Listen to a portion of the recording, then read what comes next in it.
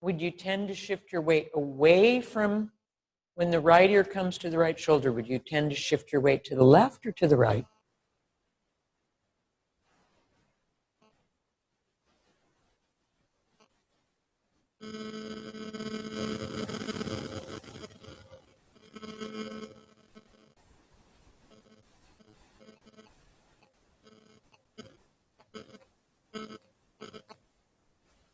And then we'll just sit, take the weight off the hands a few seconds.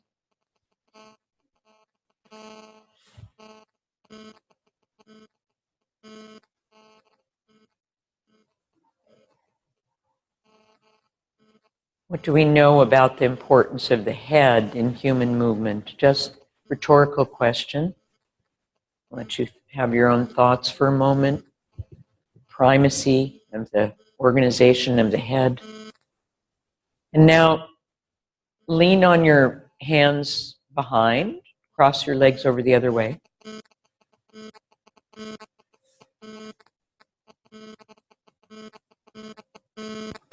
And do the same movement. And again, feel when your right shoulder blade comes forward and your right ear comes toward the right shoulder, you shift your weight right or left. And when you go the other way and you bring your left ear to your left shoulder, you shift the weight right or left.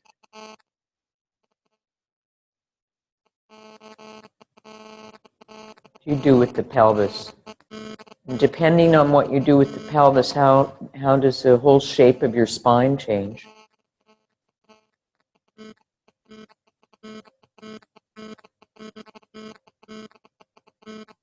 And then the next time you go to the right, allow your right ear to go just a little bit behind the shoulder. Let's just do that quarter of a circle. So just to the right, feel which leg you want to have in front for the moment. It would help the right ear go to the right. And then take the ear a little bit behind the shoulder so that you're looking toward the ceiling on a diagonal. And then back to the center. So just building up that arc of a circle, part of a circle. And each time you take the ear a little bit behind the shoulder a little bit in front, go a little bit further. So you work your way toward a half of a circle, but if you're the first one to achieve it, we'll take you out of the game. I'm just giving an indication. If also you can do this in a chair. If for those of you who are just so compromised in this position that you can't feel anything, you can do it in a chair and have a lot of the same elements. Work with your weight, work with your spine. Now, so as you take your right ear back, and then as you go toward the half of a circle to the right, once you got all the way back, your head would be hanging back, and you need to find a way to carry it with the rest of your spine, with your parts below the head, so that you're not trying to make the whole movement in a few little cervical vertebrae. This is exactly what your clients will do before, or your students will do before they find the need to seek you out. They will use a few vertebrae in the neck, a few vertebrae in the lower back until there's a rebellion. So slowly find out how to support the movement of the head going backward with as much of yourself as you can find. Try, have your feet really on the floor then. Yeah.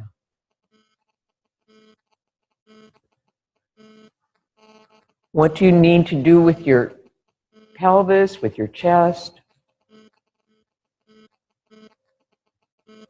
with the middle of yourself?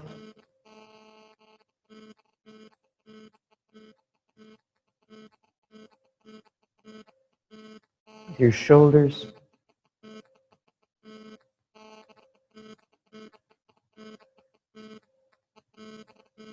Good. And lie on your back and rest. You're taking good care of yourself. It's good.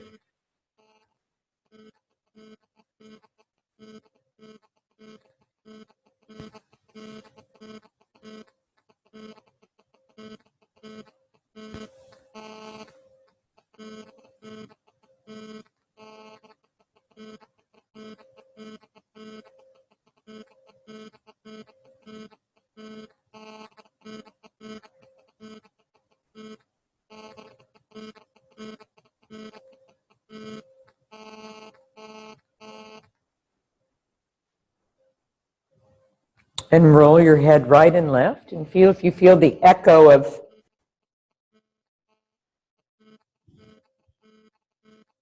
again, the right having a little bit more attention than the left.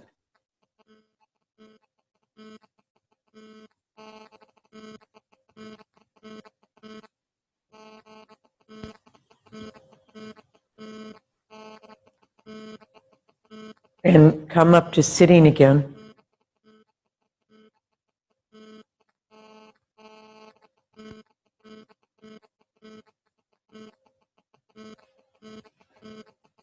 Lean on your hands behind.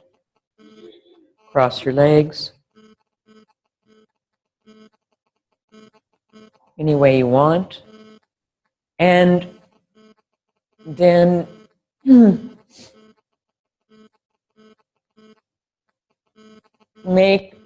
keep on, begin the movement to the right, take the head back, and continue the circle in your own time, adding a little bit each time, feeling when the head is hanging backward, what you can do with your shoulders, your pelvis, your abdomen,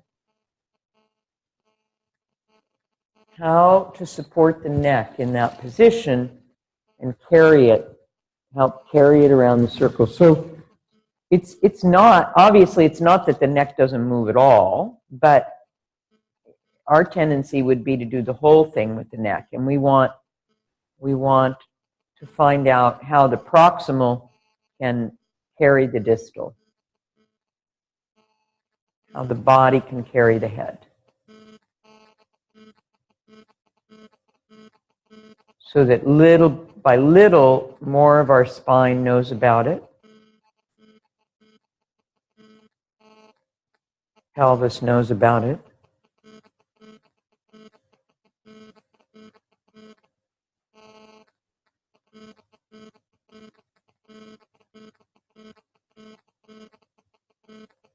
Well, if you're feeling asymmetrical, that's the thing to notice, and you're succeeding.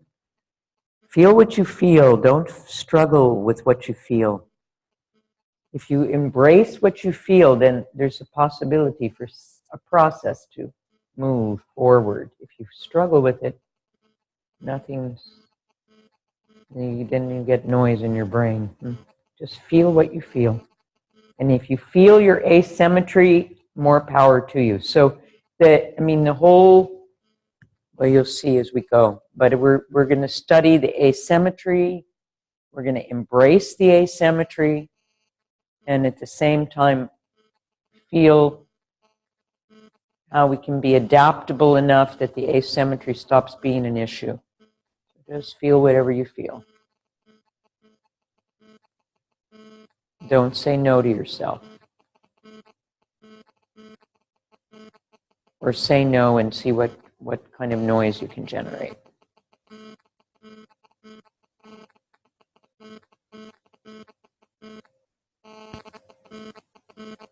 Okay, again, rest a little bit.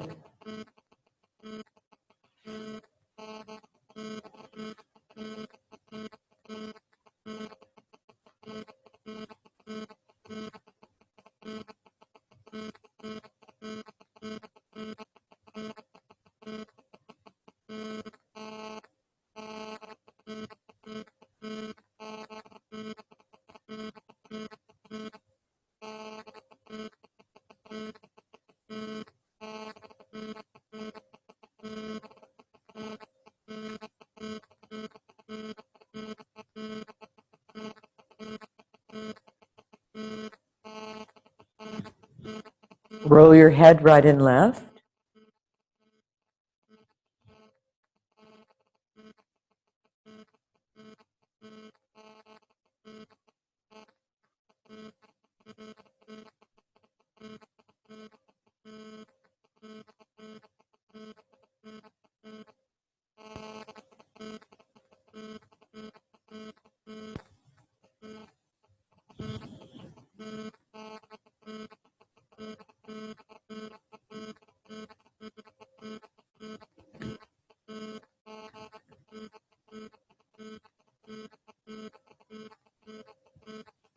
And bring your head back to the middle.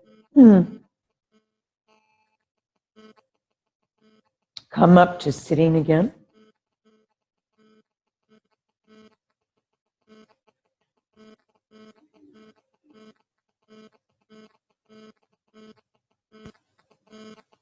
And this time put the soles of your, how did you know we were going to do that? It's all in the air. You just have to suck it out of the air. We struggle much too much to get things. You just bring it in. Put the soles of your feet together and lean on your hands behind. And now this time take the head beginning to the left, just that quarter of a circle. Drop the head in the middle, take the left shoulder forward, take your left ear toward your left shoulder, and come back. But don't place your head you don't place your ear onto the shoulder. You don't pick your head up. You roll it in a quarter of a circle. That's right. And move the left shoulder forward to meet the ear. And come back. And feel what kind of a shape, say organization or shape in the spine, happens when you bring the left ear toward the left shoulder like that. And how can the lower parts help you find the movement? This might, the soles of the feet might actually be easier for you even than the cross-legged. You have to see. How are you shifting your weight? Now, everyone do the hands backward for a moment. I think in this position it's easier to, feel how your spine can help you. The extension as you start taking the head now a little bit behind your left shoulder and building up the half of a circle. Or if you have to, you can maybe lean on your fists. If you can't bend you can't take weight. Okay.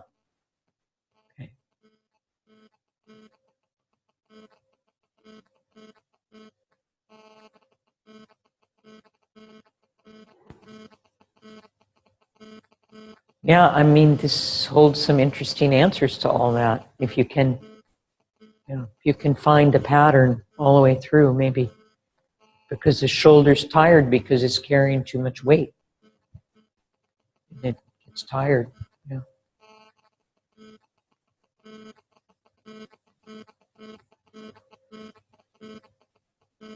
Okay, we're just starting out, so rest a second. People do interesting things. They go round, and then there's some place in their neck and their spine, they can't find it, and then they just pick their head up and they move it on to the next part. What happens in that moment? We do all of these things in movement so that we don't have to feel what we don't know. We just skip over it, and then we tell her, it's really interesting. We give ourselves the illusion of fulfilling it, right? Okay, so just lie and rest a minute. So we want to somehow bring light into the blind spot where the person skips over, because this little thing this little predilection in the neck to go this way and not that way relates to every part of you. Your ankles, how you use your eyes, how you adapt to space, your balance, every kind of functional thing you can think of is related to the use of the teleceptors in relation to the pelvis, of course. So wherever that little place is you want to skip over, it'll be manifested in every joint, really.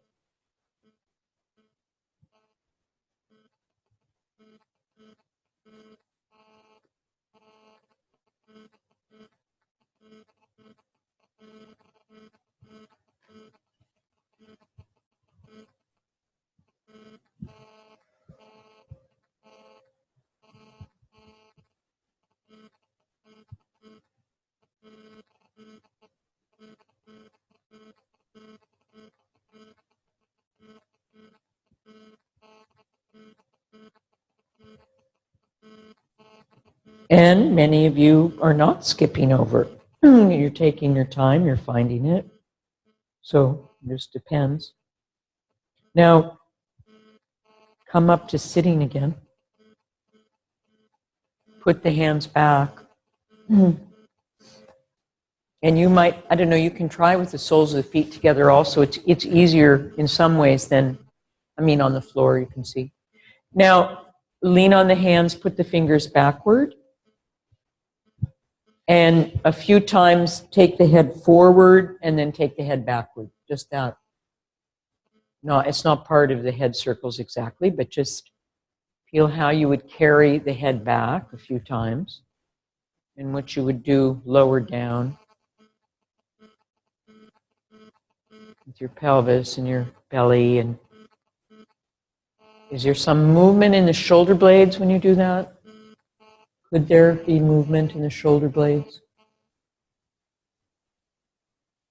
When the head went back, where would the shoulders go?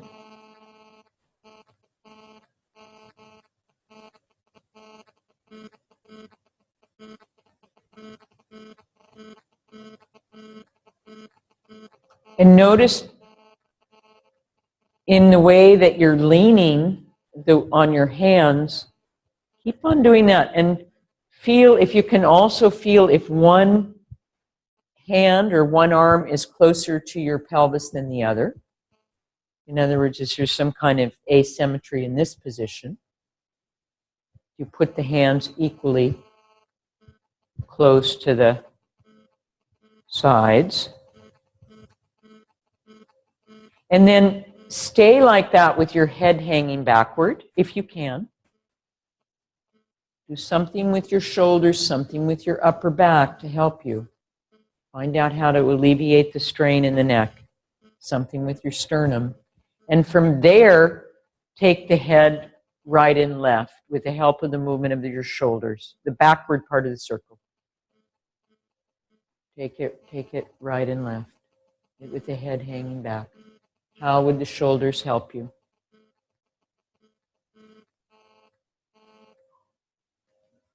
Such that the left ear and shoulder would come together and then the right ear and shoulder would come together.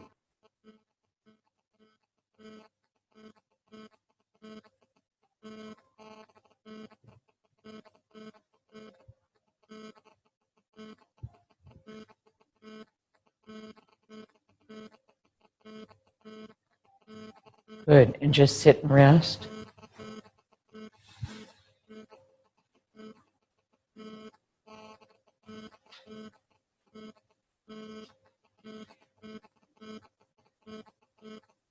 So your IQ is going up. You can feel the intelligence in the room. The KQ, kinesthetic intelligence, going up. A lot of thinking. A lot of thinking in this lesson. All right. Go rest on your back. It's okay. Lie on your back. I'll just tell you a little story just to give you a longer rest. We had some talk in our training about intelligence quotient, and like everything, Moshe was making fun of the whole notion that you're testing people's intelligence according to, certain fad of the day or point of view of the day. And he went into this long talk about, in the old days, people's intelligence was based on how well they could ride a horse. So there was this thing called a riding quotient. And you were evaluated in terms of a riding quotient as to your merit, your worth, right? So now we're having kinesthetic intelligence. There's many, many kinds of different intelligences. But now in San Francisco, we're starting to celebrate, of course, if you have Asperger's or you're geeky or something like that, that's the new fad, So that's what's in San Francisco. So they have this picture of this really geeky guy with glasses, very skinny, not Hollywood, doesn't lift weights, or very skinny guy in his underwear, his briefs, with glasses on a big billboard, and it reads, "Find out where the hot talent is." So this is like, you've got to find the geekiest guy in San Francisco, and that's in now. So you see, by the time you figure out how to be stylish, it's going to change again. So be the thing. So it's probably easier just to become yourself and enjoy it. Come sit up again.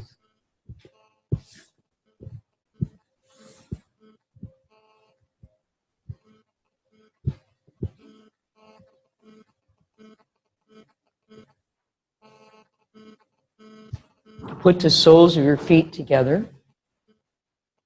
Lean on your hands behind you.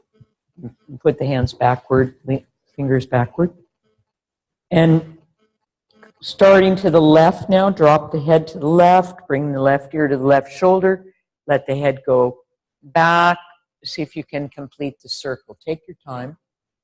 And if you feel you're not quite ready for that whole circle, then you can take just a part of the circle that you feel is clear. If there's too much of the circle that's too unclear, start with what's clear for you and build it from there.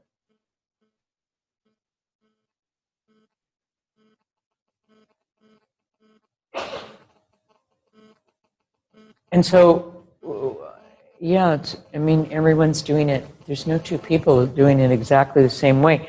But some people they carry the head with the body in part of the circle, and then they lose the connection and they just move the head.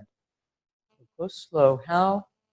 What are you going to do with think just about the shifting of the weight for a moment. So if you think about what's happening in your pelvis and how the pelvis is never going to stop adapting, how would that maybe change? You see, you've got a little too much of your attention in your neck, some of you. So bring it down, spread it more globally throughout your entire self. But to start with maybe bringing it into your pelvis more. And how can the movement of the pelvis help carry the head?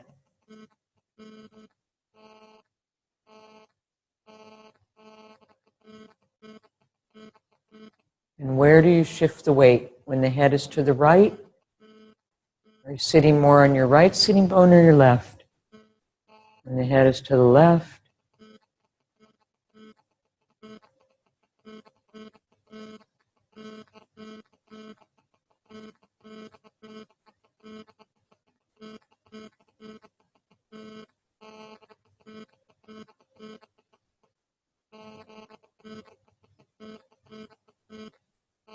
Good, that's it. And then notice, rest whenever you need to. Now we're going to keep going for a minute, but you come in and out of it as you feel you need to. And then notice now that you have your pelvis more clear. How does that influence what happens in your chest when you keep moving the pelvis like that?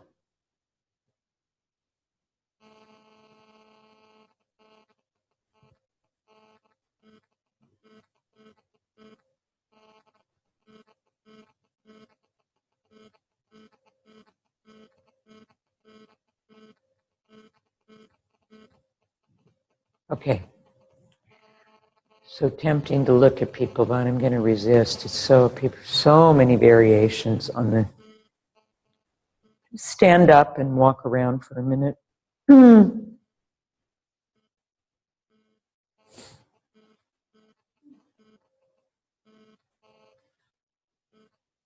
not finished for this right now, but just so here's the idea. Well, first you walk around and feel what you feel.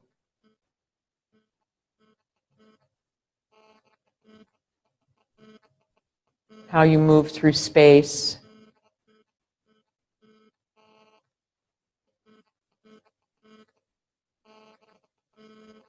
Your orientation. You feel lighter or heavier?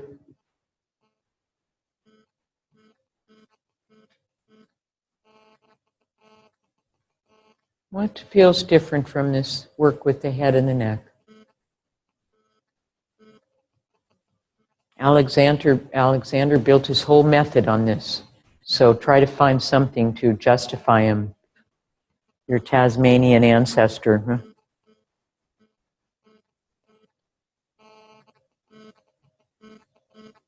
Why, how can a whole method be about this little change in what you feel in your neck?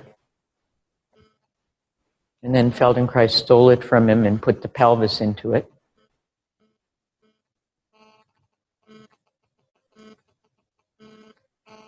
Okay, it's a nice feeling. Come back.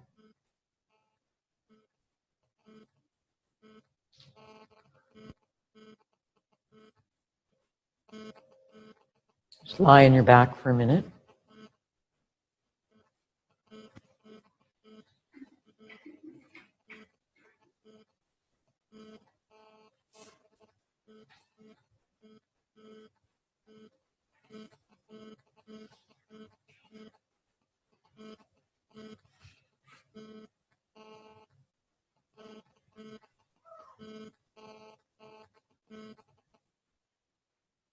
Again, roll your head right and left and feel down through the whole right side, the whole left side, what happens in your spine.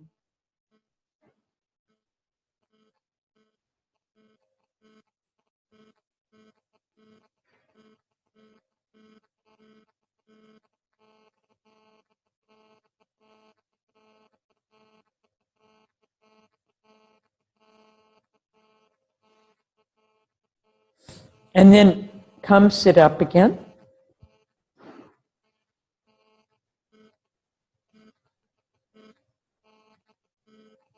Lean on your hands behind.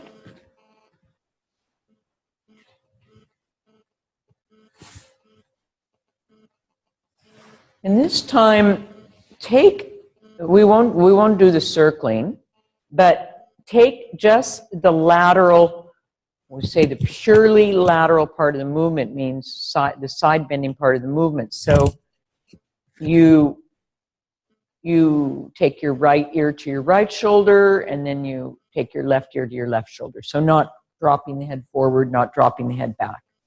Just that part. Which for many people, as they come through this part of the circle, I don't know, they lose consciousness about what's happening lower down. So slowly. And try to feel a difference throughout every part of yourself. If you see, when you just do this simple movement, you can really feel if the tendency is clear, let's say, to shift the weight which way would you shift the weight? When you take the right ear to the right shoulder, most people would shift the weight in this movement. Most people will shift the weight to the other side. Now, I mean, of course, there's some things in life we do where it wouldn't be like that. But the great majority of people, when they took the head to the left, they shifted the weight to the right. But because you lost consciousness, it wasn't all that clear. You sort of, kind of, almost shifted it.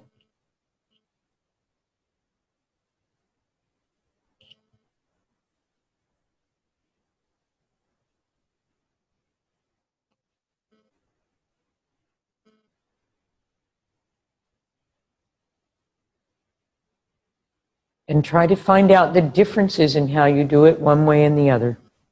Down through your whole, from your tail to the top of the head. And what is it? For instance, do you push more with your right hand going to the left than you push with your left hand going to the right? Is it something in the shoulders or in the chest?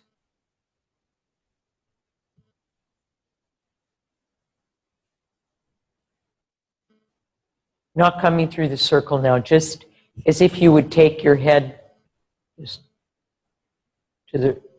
through space, right and left, like the right ear, not going forward or back. Yeah.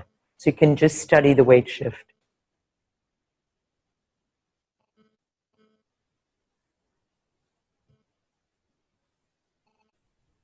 And carrying the head with the torso. Okay, good. Lie and rest again.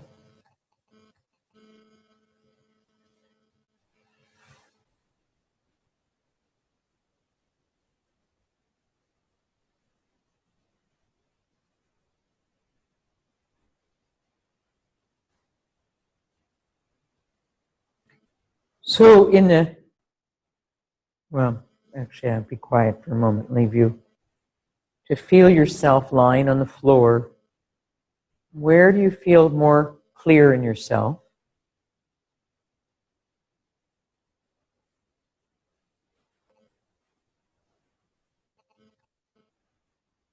Does your spine feel any different? How your torso, how your chest is relative to your pelvis, is that somehow different?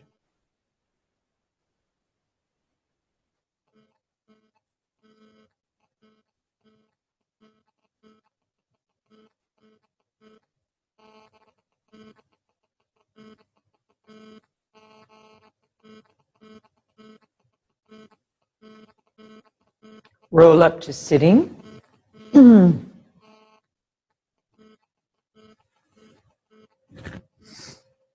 Put the soles of your feet together. Lean on the hands behind. And make the circle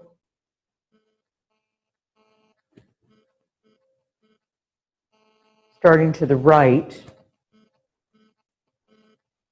all the way around a few times. Feel if you can keep your awareness of what you're doing with yourself through more points around the pathway of the movement.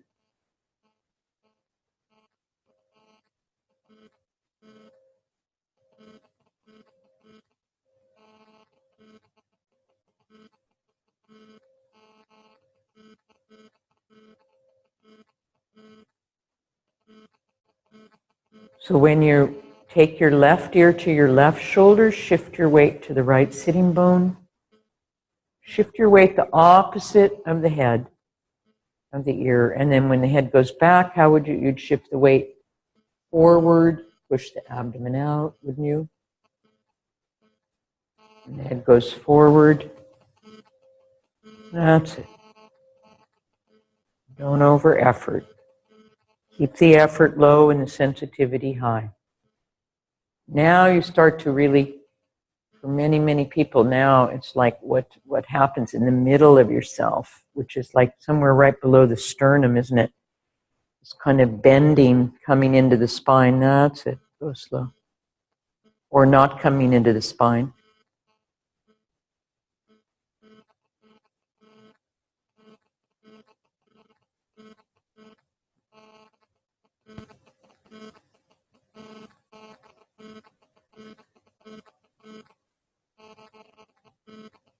Okay, good. Rest again.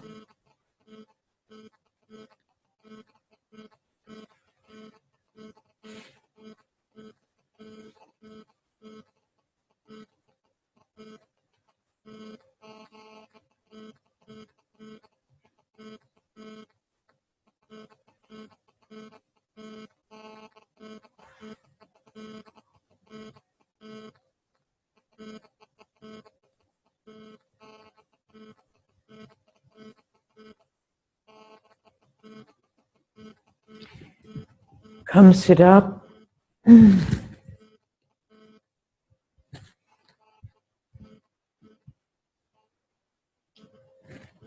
we take a little break. Good start. No, why, you want to keep going? You always want something other than what I'm doing, don't you? No. What? In the head rolls? Oh, yeah.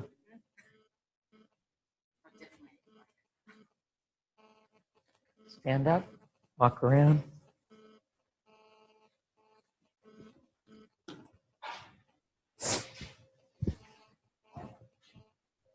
Well, you know, people are, I mean, actually, there's very little consistency for a lot of people right now in what you're doing. So you're doing one thing, and you're doing something else, then you're trying this, and you're trying that. Not everybody, but I mean, I would say like half the people in the room are doing something different every single time, and other people have kind of found a certain kind of coordination.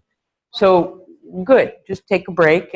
But even, you know, I like to say you don't have to be perfect to improve, right? So whether you did exactly or not, or you understood exactly or not, look for the improvement. Because what do you feel in your spine just from that little bit? What do you feel in your eyes, in your relationship to space? Is something different?